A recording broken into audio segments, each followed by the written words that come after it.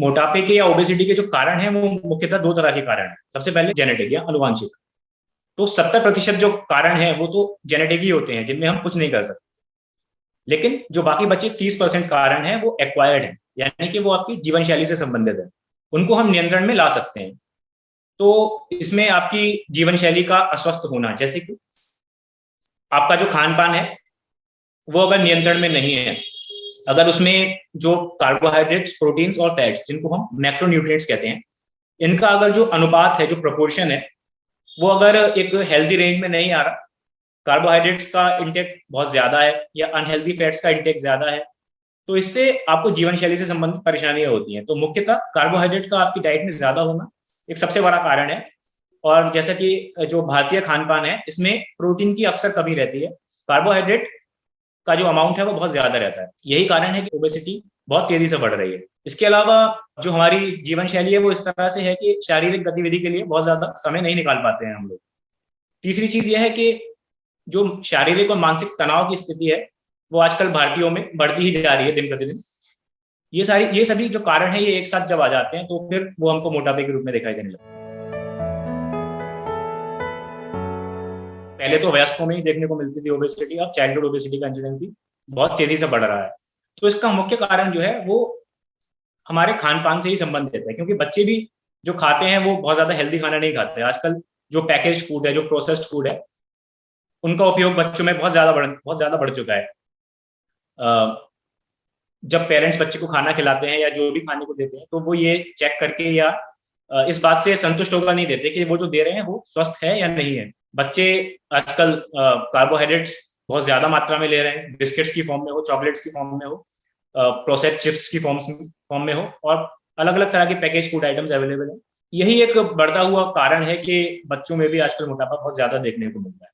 तो सबसे बड़ा जो कारण है, जो नंबर 1 पर है, वो खान पान में जो एक अस्वस्थता आ गई है हमारे, वो सबसे बड़ा कारण है। दूसरा कारण ये भी है कि शारीरिक गतिविधि अब कम हो चुकी है, क्योंकि बच्चों की खेलने के लिए अब जगह भी कम हो चुकी है, और बच्चों का स्क्रीन टाइम आजकल इतना ज्यादा बढ़ चुका है कि बाहर के लिए उनको समय निकालना मुश्किल हो जाता है। तीसरी चीज ये है कि जो कॉम्पिटिटिवनेस इतनी ज्यादा आजकल पेरेंट्स और बच्चों के बीच में देखने को मिलती है कि खेल कूद और इस तरह की शारीरिक गतिविधियों में बच्चों को इन्वॉल्व करना पेरेंट्स को लगता है कि थोड़ा टाइम का वेस्ट है।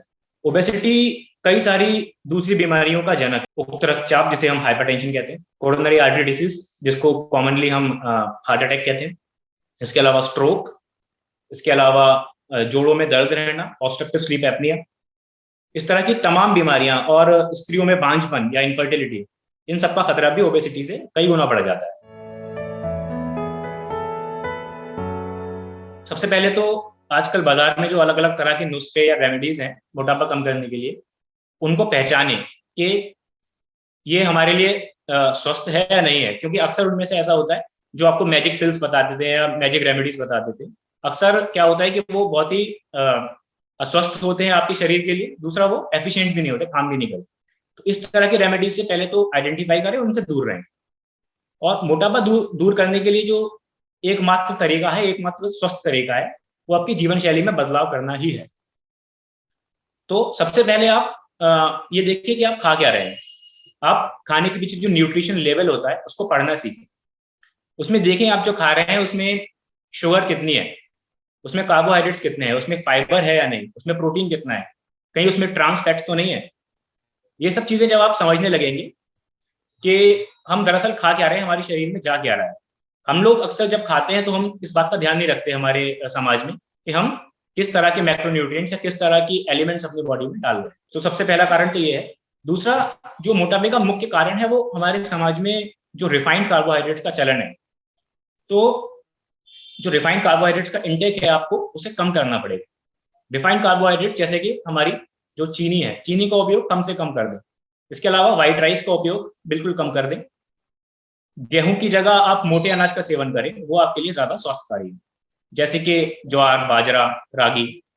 इस तरह के जो अन्न है इनका सेवन ज्यादा करें, गेहूं का उपयोग थोड़ा कम करें। इसके अलावा अपने जो खाने पीने का समय है उसको निर्धारित करें।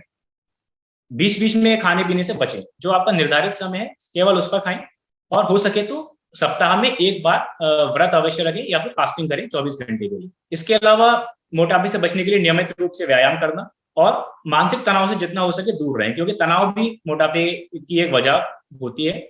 शारीरिक और मानसिक तनाव से दूर रहें, 8 घंटे की प्रॉपर नींद लें। इन सब तरीकों को जब आप फॉलो करेंगे तो धीरे धीरे आप देखेंगे कि आपका वजन घटना शुरू हो चुका है और सामान्य रेंज में आना शुरू हो चुका है।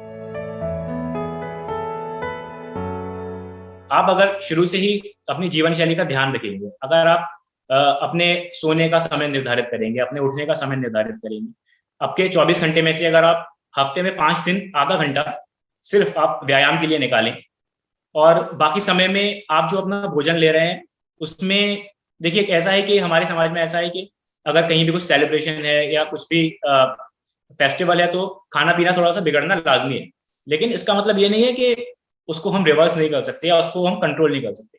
अगर आपका खाना पीना कभी किसी वजह से बिगड़ भी जाता है तो आने वाले समय में उसको कॉम्पेंसेट करने की कोशिश कीजिए। एक होती है जब आप खूब सारा और अनहेल्दी खाना खाते हैं, उसे कहते हैं फीस्टिंग। तो हमेशा फीस्टिंग के बाद फास्टिंग को लेकर आए।